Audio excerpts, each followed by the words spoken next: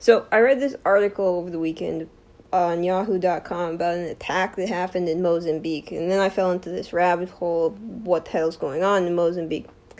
So, on July 5th, jihadist gunmen ambushed and killed at least 8 people while they were working on an oil facility project in northern Mozambique.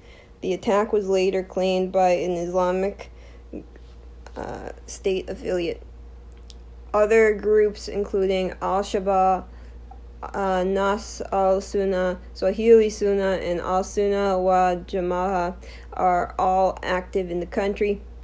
The northern Mozambique has been hit hard by jihadist insurgencies since 2017 that has killed at least 1,000 people, and already 447 people have died in attacks in 2020, a faster pace than last year, which saw more than 660 deaths and 309 attacks, a 300% rise according to the Armed Conflicts Location and Event Data Project.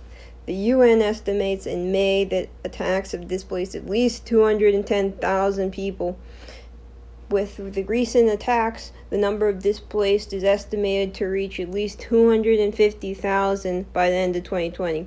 Part of the reason attacks are popping up in Mozambique is because of a marginalized Muslim community located mainly in the north of the country.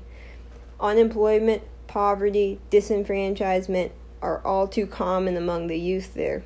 A foreign policy article makes the argument that, quote, overemphasizing the role of traditional jihadi ideologies in African rebellions will lead to ineffective counterinsurgency strategies, in part by enabling the kind of government abuse that has been driven by recruitment into these armed groups, end quote, meaning that the people are tired of corrupt government abusing them more than they are enamored with the strict Islamic theology of groups like ISIS. The Mozambique army has been accused of beating any Muslim men they see after an attack as retribution.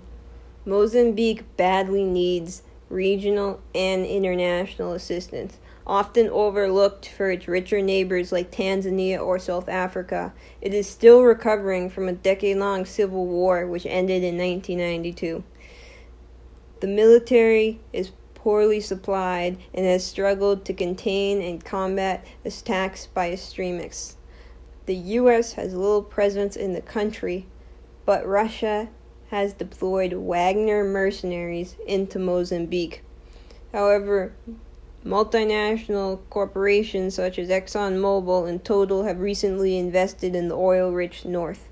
That being said, it would likely be European, Russian, or even Chinese help, as the U.S. is looking to cut personnel in Africa by 10% by the year 2022.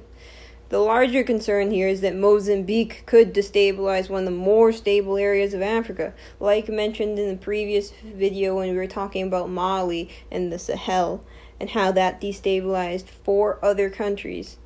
The concern here is that bordering countries like Malawi, South Africa, Eswatini, Zambia, Zimbabwe, and Tanzania could all see an uptick in ISIS attacks because ISIS has a new base of operations in Mozambique. Either way, it'll be an interesting situation to watch over the coming years.